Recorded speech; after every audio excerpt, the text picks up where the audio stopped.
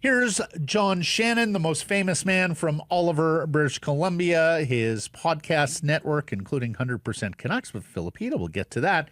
And he's just back from the Okanagan visiting home. How are you, John Shannon? Living the dream, boys. Living the dream. Mm-hmm. Blake was, Fairview Mountain. I know that this is sponsored by Redwood Golf Course. By the way, the view from Redwoods is spectacular. The boardroom at Fairview Mountain was very good for the show. It was. It was. We did great little tap dancing. Great Wi-Fi, and it was fantastic. Yeah. Good. Well, pleased to see you get home, John, to Oliver. As you mentioned, or as I mentioned, Filip Chytil was on your show last week. What did you learn from the Canucks centerman? Well, I think that the thing that jumped out at me the most was when he got talking about his brother, who's now a strength and conditioning coach. And they're working on particularly his neck and up shoulders in trying to compensate for some of the issues that they had late in the season with the injury. That to me was the biggest story of our discussion with Filip, and he was very candid about it, that he knows he has to be better and he has to fix it if he expects to have a long, fulfilling career. The other one was when he said he's still working on his shot. I thought his shot was pretty good, but still working on his shot. I don't think we realize, quite frankly, how big he is. And he's been given this number 2 center on a platter at this point. And give a great opportunity to try to compete for it. So for me, I had never met Filip before, so he has a great sense of humor, a very approachable young guy. But the fact that he was as concerned and looking after his neck condition was, to me, the biggest story of the 40 minutes we spent with him. He said himself that, look, he's got to earn it. He still hasn't achieved that second line center level. As you mentioned, John, it's kind of been given to him on a platter. Of course, this offseason began with Jim Rutherford saying it would be more expensive not to get a second line center. And it seems as the summer has gone along, the Canucks have talked themselves into Chytil as a second line center. You buying it? For now, I'm buying it for now. I think that there's they can always try to improve the lot in life after the season starts. It's difficult, but they can always do that. But this is the same situation. I was actually talking to somebody who was in and around the Rangers for a while, and they felt that Chytil never got really given a chance on a regular basis to contribute. And one of it was because of injury. I mean, one year he only played 10 games for New York.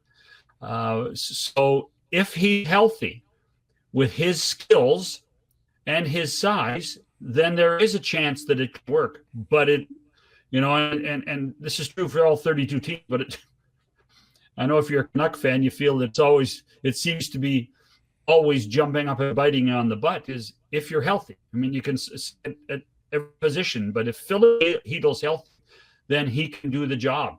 But we're still not convinced he can be that healthy, I think.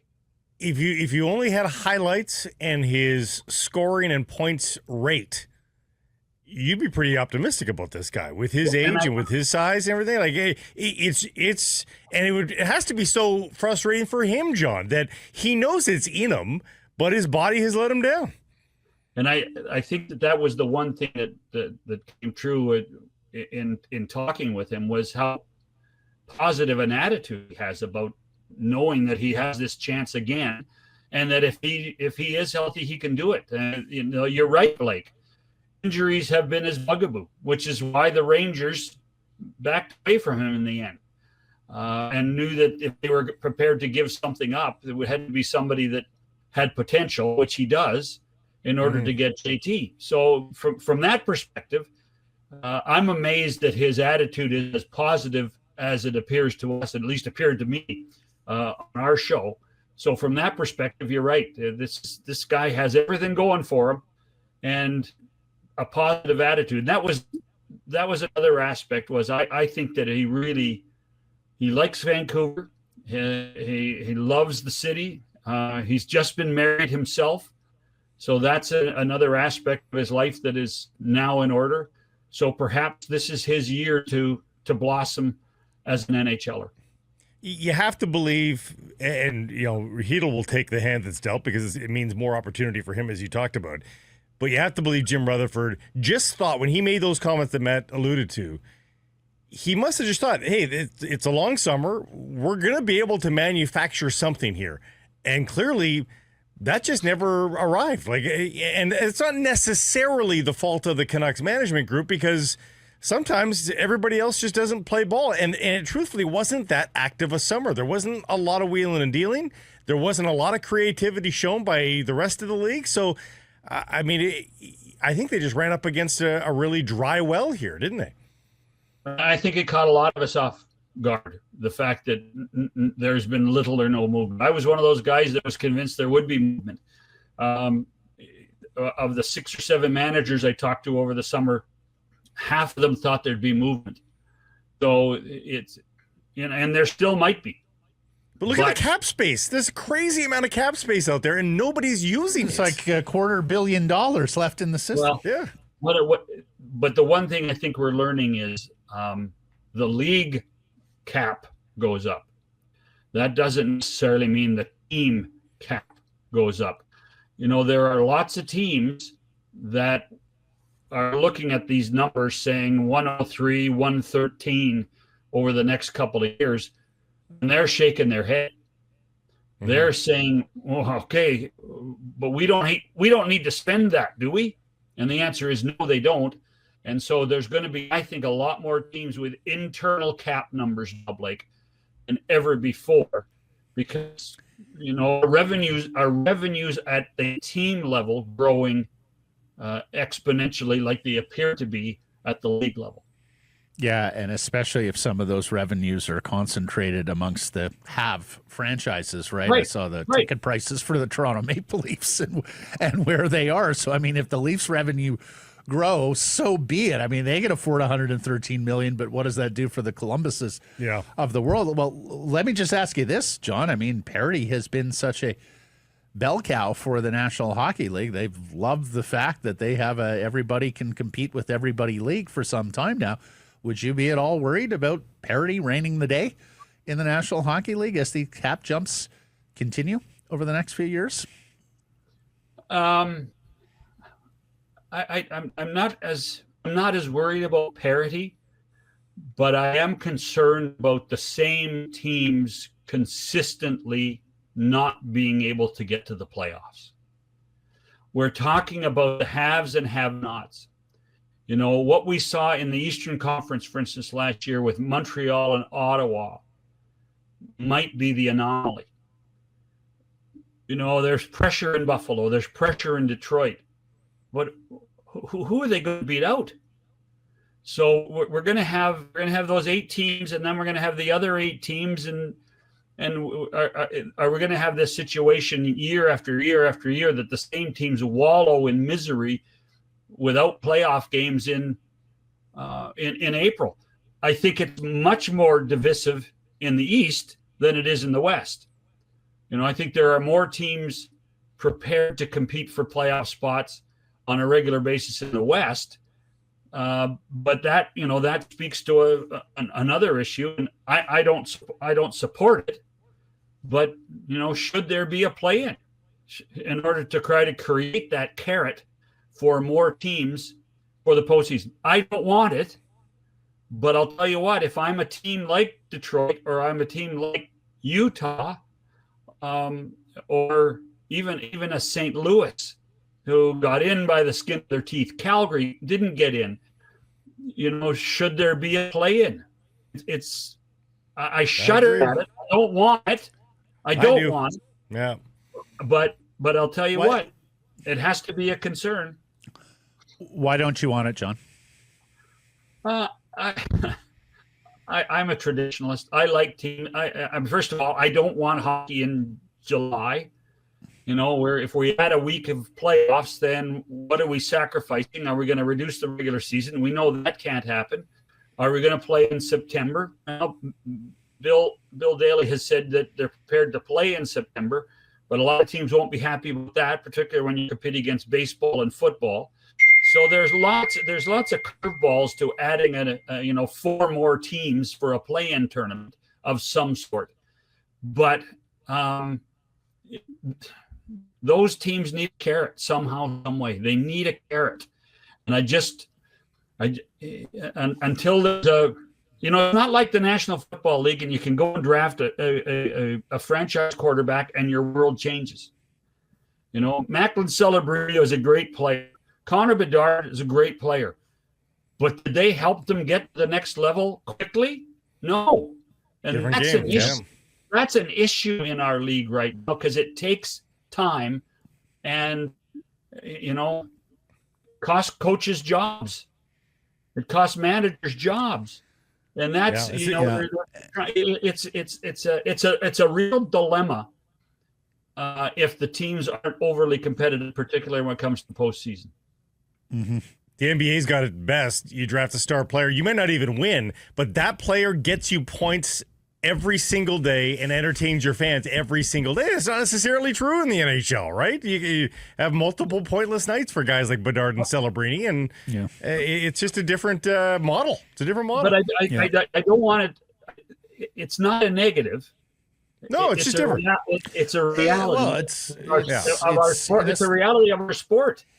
It's inescapable. Hockey is not a game like football where you have one position, one player that has a preponderance of effect on the outcome. And unlike basketball, you've only got 5 players on the floor in basketball, and you're only, best you case scenario, you score 100 points though too. Yeah, you're going 8, 9 deep, something like that. Whereas hockey, it's need more people pulling on the rope. Demko and Besser were left off the USA Olympic hockey camp roster. John, your reaction? I voted in the poll. Yeah. Did you? What did you vote in the poll? Better for the Canucks. Yeah. I'm sure that both Thatcher and Brock wanted to be there. They could still be there, by the way, if they get off to hard starts.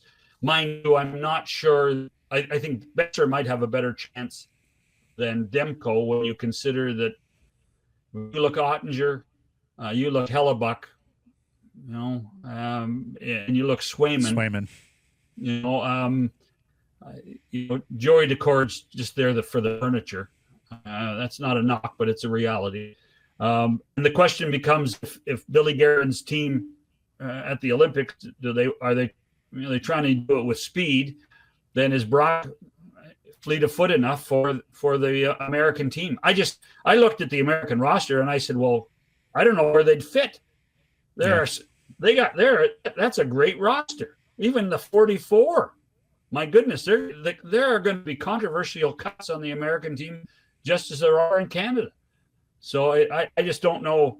I don't know, as much as it would be great for the ego and great for the image. I think it's better for the Canucks, that particularly for Demko, if he can stay healthy again, that he's there for the Canucks, particularly post-Olympics in the playoff run. Lastly, we were wondering about this last week. What's up with Luke Hughes in New Jersey? He's still unsigned. Tommy Fitzgerald called him the off-season priority on July 1st. It's August 25th. He doesn't have a deal. We're thinking, we're trying to push the narrative. He must hate the Devils. He must want out. Can you add some color to that, please? I would view that as Vancouver wishful thinking. No, listen, just like Connor McDavid, there is no urgency by the player to sign before the season starts. As long as you can avoid the distraction of that, training camp press conference, there is no hurry to get the deal done. Get the deal done right. And I think Tom knows that he's playing from a position of strength when you consider that Jack is already there. And then the rumors of what's going to happen in 24 months are already there. Luke's not going anywhere. They just need to find a way to, massage the number. And I'm sure that the guys at CAA know how to do that. And for the most part, I agree with that. Like Connor McDavid is under no huge pressure. Like they can play it all. And you're right about Jack being there, but that almost argues against itself. That it seems like a tap in. There's only so much you can do here. Like, why isn't it done? Well, he's got no leverage. That's the thing, is they can just right. But that is the point. In order to take advantage of the positive nature of this collective bargaining agreement, because this one's better than the next one. Right. Get it done before the season ends. That's the thing. Get it done before the season ends. And who knows? I mean, it could happen next week. That's just the reality. Get it done before camp starts, because what you don't want is every time you come out and there's a scrum, they ask you anything new about your contract.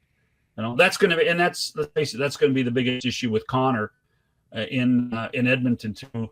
If he doesn't put down the gauntlet and just say, I will answer this once, and then I don't want to talk about it again, which I expect he will do if they if he isn't signed by the start of training camp. Would Luke Hughes show up without a contract? No, in training camp? I mean Connor McDavid. Oh, you mean, then we have a little bit of Chicken Little. Well, certainly people will start to talk about it, but Luke Hughes does need the contract before the start of training camp. Players don't show up without contracts anymore, so he needs one, whereas McDavid. It'll get done. It'll get done. Mm-hmm.